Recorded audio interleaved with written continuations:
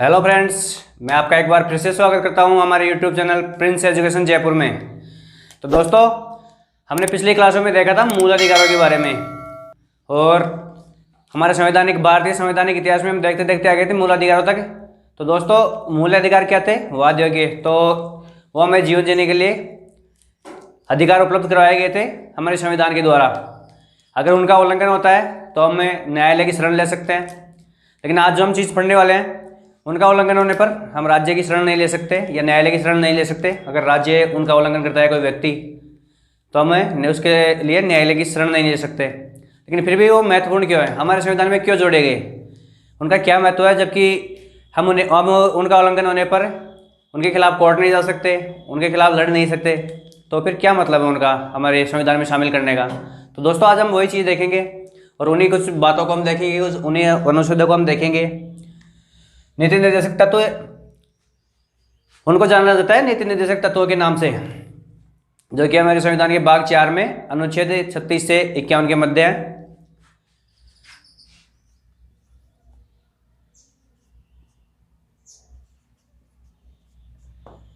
अनुच्छेद 36 से 51 के मध्य है। हाँ, तो दोस्तों, अनुच्छेद 36 से 51 के मध्य हमारे जो नीति निर्देशक तत्व है, ये किसमें है? भाग 4 में, संविधान के भाग 4 में हमारे नीति निर्देशक तत्व हैं। तो दोस्तों, इनका ये वाद योग्य ना होते हुए भी बहुत ही महत्वपूर्ण है, इसीलिए हम इन्हें पढ़ते हैं और हमारे संविधान में हमारे नीति निर्माताओं ने इसीलिए इन्हें शामिल किया है। तो आज हम देखेंगे इन्हीं के बारे में। एक तो ये वाद योग्य नहीं है,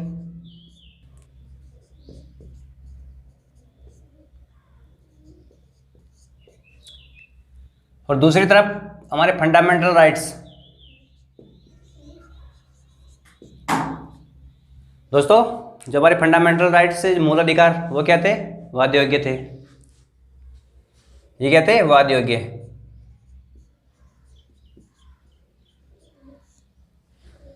और दूसरा,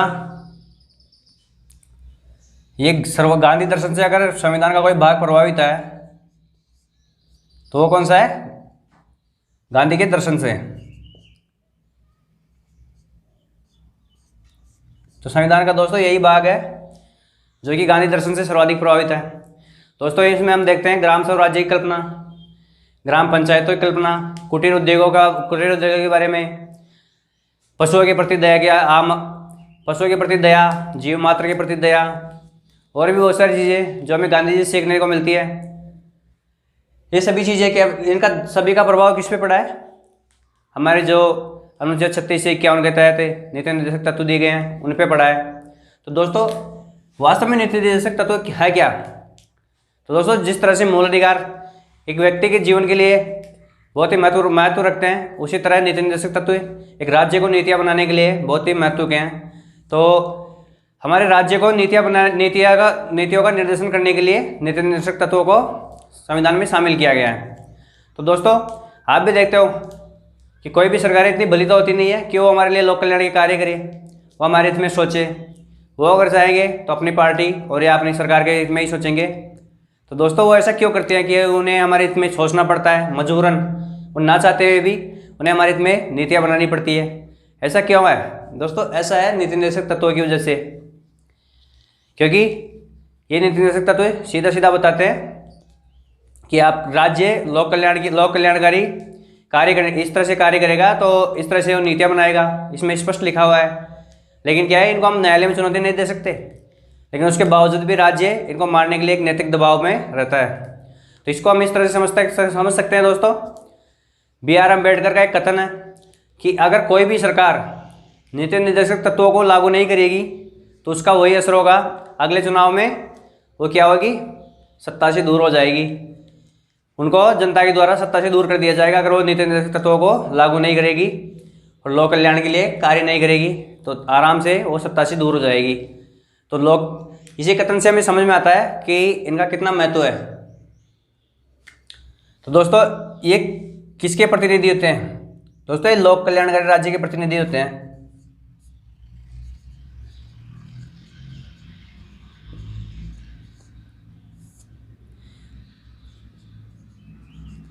क्या होते हैं? लोक कल्याणकारी राज्य के प्रतिनिधि।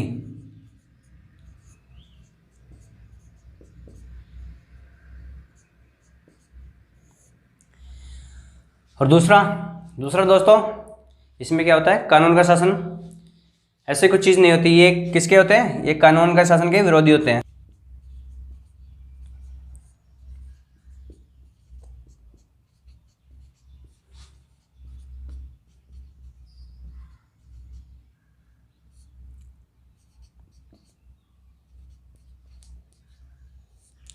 ये कानून के शासन के क्या होते हैं, एकदम विपरीत होते हैं। और ये लोक कल्याणकारी राज्य की स्थापना करने के लिए इनको संविधान में शामिल किया गया है। तो इन्हीं में दोस्तों हम देखते हैं हम पहला और अपना अनुच्छेद। दोस्तों पहला अनुच्छेद कौन सा है, अनुच्छेद 36। इसके बारे में हम देखते हैं। तो दोस्तों ये क्या बताता है, इसमें राज्य की परिभाषा दी गई है।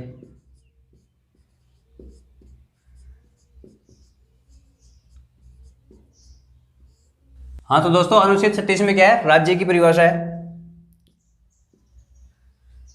तो राज्य की परिभाषा दोस्तों हमने पहले भी पढ़ी थी अनुच्छेद 12 में।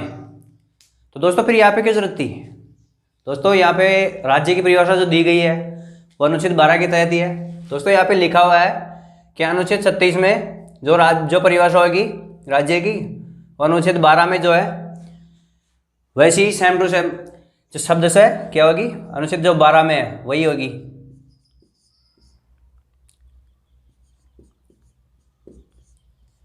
अनुच्छेद 12 में जो राज्य की परिभाषा है वही अनुच्छेद 36 में होगी, ऐसा लिखा हुआ है। यहाँ पे राज्य की स्पष्ट परिभाषा नहीं लिखी गई है, केवल इतना लिखा गया है कि जो राज्य की परिभाषा है वो अनुच्छेद 12 में जो लिखी हुई है वही राज्य की परिभाषा अनुच्छेद 36 में भी होगी, केवल इतना सा लिखा हुआ है। दोस्तों अब हम देखते हैं अपने अनुच्छेद 37। दोस्तों अनुच्छेद 37 क्या कहता है, दोस्तों हम देखते हैं कि हमने अभी पहले बात की थी कि नीति निर्देशक तत्व क्या नहीं है, ये वाद योग्य नहीं है। हम इन्हें न्यायालय में चुनौती नहीं दे सकते, जैसे फंडामेंटल राइट्स को हम न्यायालय में चुनौती दे सकते हैं अनुच्छेद 32 के तहत, उस तरह से इन्हें चुनौती नहीं दी जा सकती। लेकिन दोस्तों क्या ये बात लिखित में भी है, सही है दोस्तों, ये लिखित में भी है। अनुच्छेद 37 यही कहता है कि ये क्या नहीं है, वाद योग्य नहीं है।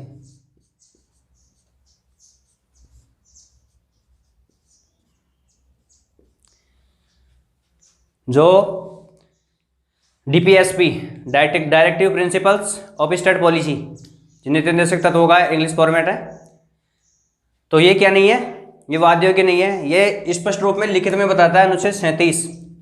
लेकिन ये एक बात और कहता है कि अगर ये वाद योग्य ना होते हुए भी राज्य नीतियां बनाते समय इनका ध्यान जरूर रहेगा, इन्हीं के आधार पर नीतियां बनाएगा। क्या करेगा कि राज्य नीतियां बनाते समय इनका ध्यान रखेगा।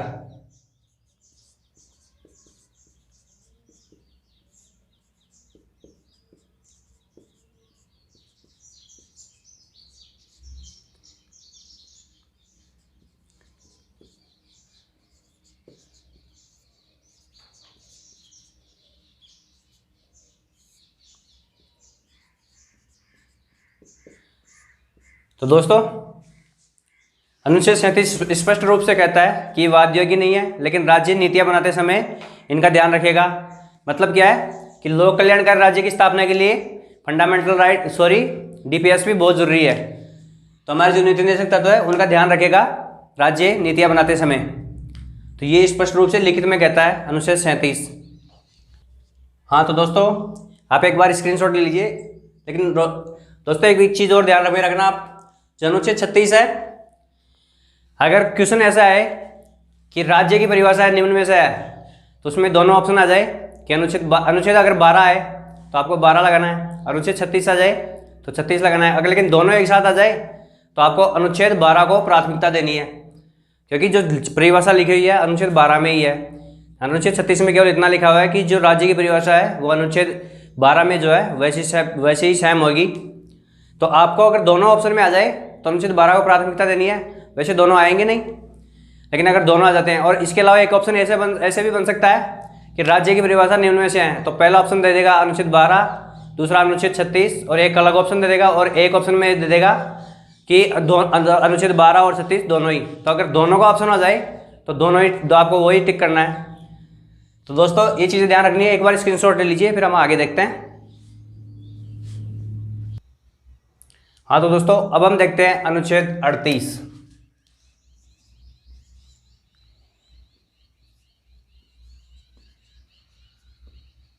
जो दोस्तों अनुच्छेद 38 है,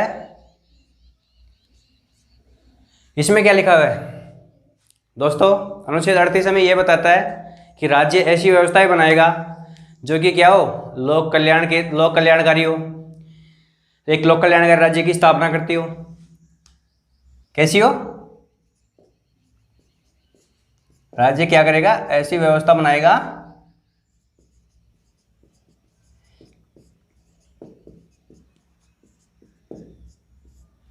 जो क्या हो,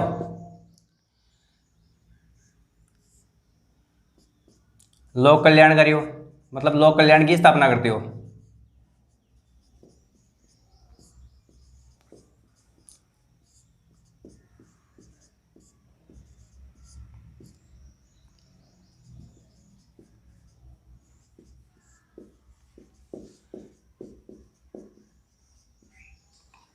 अधिकतम लोगों का कल्याण करे ऐसी व्यवस्था राज्य बनाएगा। दूसरा क्या? लोगों को सामाजिक और राजनीतिक न्याय प्रोवाइड कराएगा।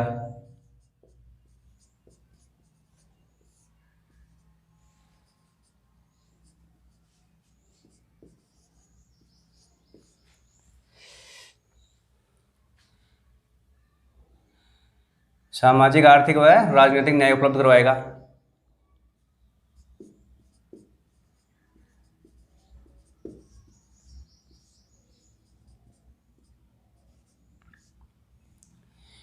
तो दोस्तों अनुच्छेद 38 हमें बताता है कि राज्य ऐसी व्यवस्थाएं बनाएगा जो कि लोक कल्याणकारी और लोक कल्याणकारी राज्य की स्थापना करती हो, लोगों को सामाजिक, आर्थिक और राजनीतिक न्याय दिलाने में सहायता करती हो, और दोस्तों क्या करती हो, आय की असमानता को दूर करती हो।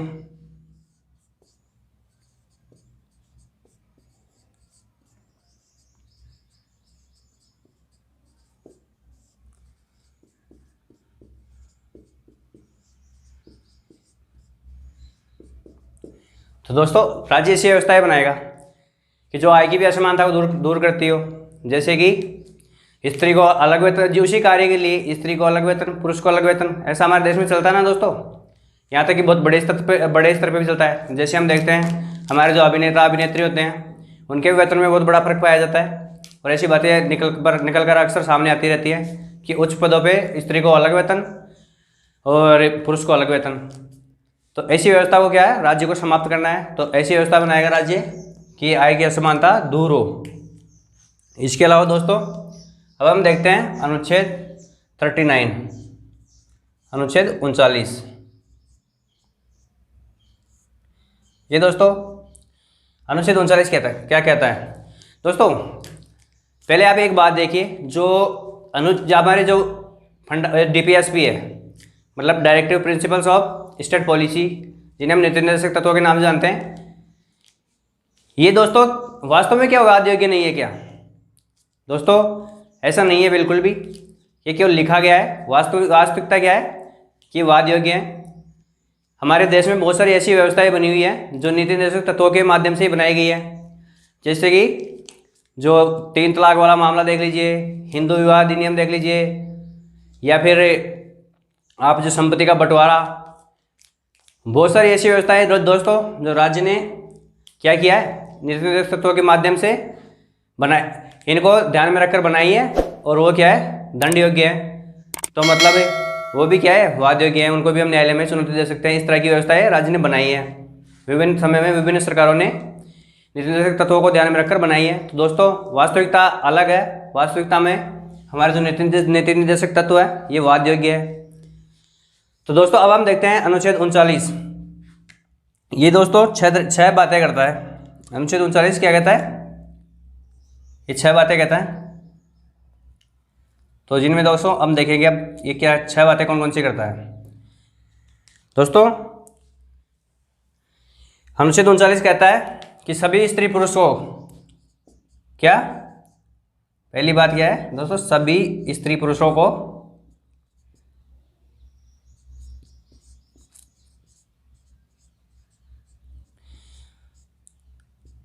जो सभी स्त्री पुरुष हैं उनको क्या, आजीविका के समान अवसर उपलब्ध कराएगा।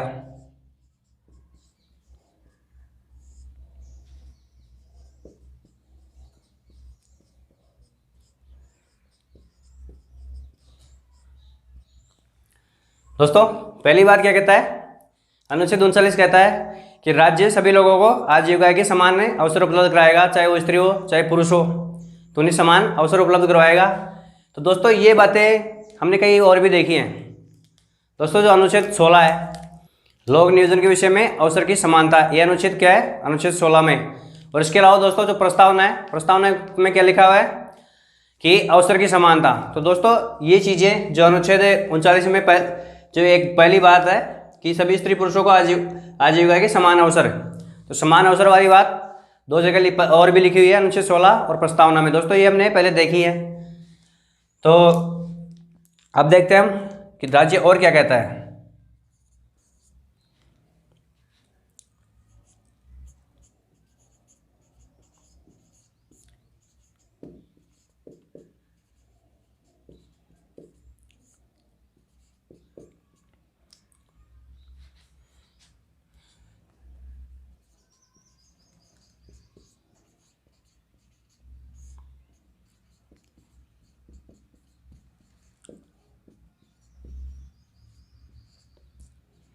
दोस्तों राज्य दूसरी बात, अनुच्छेद 39 दूसरी बात ये कहता है कि जो प्राकृतिक संसाधन है उन पर दोस्तों सभी लोगों का अधिकार होता है।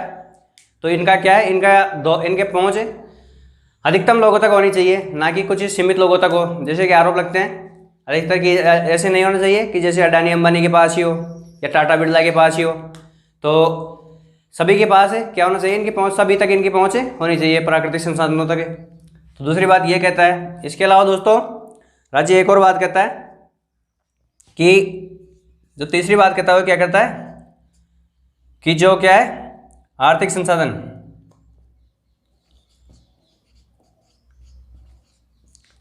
आर्थिक संसाधनों का क्या नहीं करेगा राज्य, केंद्रीयकरण।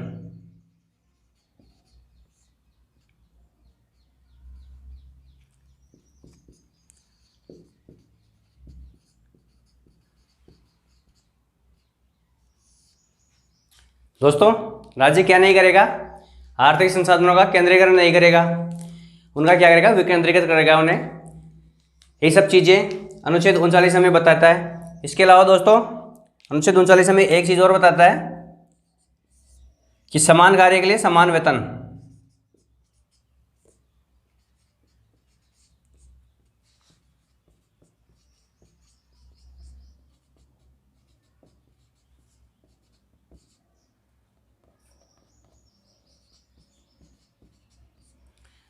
दोस्तों क्या होना चाहिए कि एक ही जो कार्य है दोस्तों, जैसे मान लीजिए कि मैं पढ़ा रहा हूँ, तो पढ़ाने के लिए मुझे कितना मिलता है, मुझे 10,000 रुपये मिलते हैं मान लीजिए। वैसे मिलते कुछ नहीं दोस्तों, आपके लिए फ्री ऑफ कॉस्ट है। हम मेहनत कर रहे हैं आपके लिए कि आपका भी सिलेक्शन हो।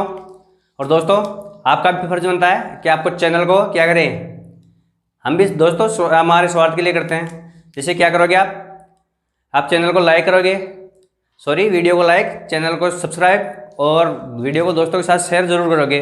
तो हमारा क्या है, ये स्वार्थ है। लेकिन दोस्तों एक उदाहरण दे रहा हूँ मैं, आप मान लीजिए कि मुझे 10,000 रुपये मिलते हैं आपको पढ़ाने के लिए, और वहीं एक मैडम है, उनको पढ़ाने के लिए कितने मिलते हैं, 8,000 रुपये। तो दोस्तों ये तो गलत बात है ना, काम तो एक ही हो रहा है, वो भी पढ़ा रही है और मैं भी पढ़ा रहा हूँ। हो सकता है वो मुझसे बेटर ही पढ़ाए या फिर मेरे जैसा ही पढ़ाए या फिर मेरे से, तो दोस्तों काम तो एक ही कर रहे हैं हम दोनों। तो दोस्तों एक ही कार्य के लिए कैसा वेतन मिलना चाहिए, समान वेतन मिलना चाहिए। जैसे कोई पत्थर तोड़ रहा है, तो दोनों अगर पत्थर तोड़ रहे हैं तो उन्हें जितनी मजदूरी तो एक को मिल रही है वैसी भी मजदूरी स्त्री को मिल रही है जितनी पुरुष को मिल रही है। और जो अगर कोई कारीगर है या फिर और भी कोई कार्य ले लीजिए दोस्तों, तो सबको समान वेतन मिलना चाहिए। ऐसी राज्य व्यवस्था बनाएगा। तो ऐसी दोस्तों एक बार आप इसका स्क्रीनशॉट ले लीजिए, फिर अब आगे देखते हैं जो अन्य 2 बातें बची हुई है। अब दोस्तों आपने स्क्रीनशॉट ले लिया, अब हम देखते हैं कि राज्य और ये अनुच्छेद 39 और क्या बातें बताता है। दोस्तों हमने अभी देखा था समान कार्य के लिए समान वेतन, और इसके अलावा दोस्तों अब क्या करता है, राज्य ये कहता है कि बालकों को क्या क्या करना चाहिए, बालकों के लिए ऐसी व्यवस्थाएं बनाए कि बालक अपना समुचित विकास कर सके, बालकों को मतलब अपने क्या विकास के समान अवसर उपलब्ध करवाए।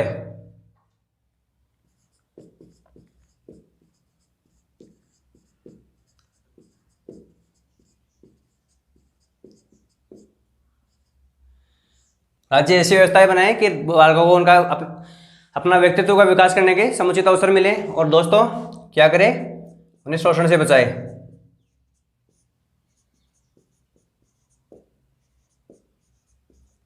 तो दोस्तों हमारे फंडामेंटल राइट्स भी कहते हैं कि बालकों का शोषण नहीं होना चाहिए और उन्हें व्यक्तित्व के विकास के समुचित अवसर मिलने चाहिए। तो दोस्तों ये चीज़ ये फंडामेंटल राइट्स में भी है और डीपीएस में भी, दोनों में है। इसके अलावा दोस्तों क्या छठी बात क्या है दोस्तों, छठी बात अनुच्छेद 39 बोलता है कि आयु के विपरीत बिल्कुल भी कार्य ना दिए जाए।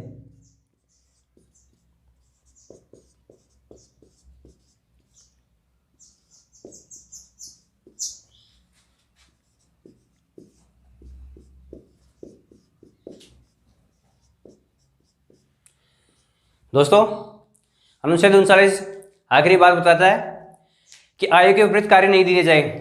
जैसे कि एक बच्चा है तो बच्चे को पत्थर तोड़ने का या फिर कारखानों में काम करने का, जोखिम भरे कार्य करने का नहीं करवानी जानी चाहिए उनसे। आयु के हिसाब से उनको कार्य दिए जाने चाहिए, स्त्री को स्त्री के हिसाब से, पुरुष को पुरुष के हिसाब से। तो सबको अपनी आयु के हिसाब से कार्य मिलने चाहिए। तो दोस्तों ये चीज़ें कुछ बताता है अनुच्छेद 39 कि बालकों और बड़ों में अंतर करके हमें उस हिसाब से उनको कार्य देने चाहिए। तो दोस्तों आज के लिए बस इतना ही, मिलते हैं नेक्स्ट क्लास में। तब तक आप क्या कीजिए, चैनल को लाइक, शेयर और सब्सक्राइब जरूर कीजिए दोस्तों। और कमेंट, दोस्तों आप कमेंट नहीं करते दोस्तों, कमेंट बहुमूल्य है। कमेंट से हमें पता लगता है कि आपको कितना समझ में आ रहा है, आपको कहाँ पे प्रॉब्लम आ रही है। और दोस्तों अगर आप कमेंट करोगे तो हमें पढ़ाने में अलग ही मज़ा आएगा। तो दोस्तों वीडियो को लाइक, सब्सक्राइब, शेयर और चैनल को सब्सक्राइब जरूर कीजिए। मिलते हैं दोस्तों अगली क्लास में, तब तक के लिए आप इनको ढंग से पढ़िए। Thank you very much.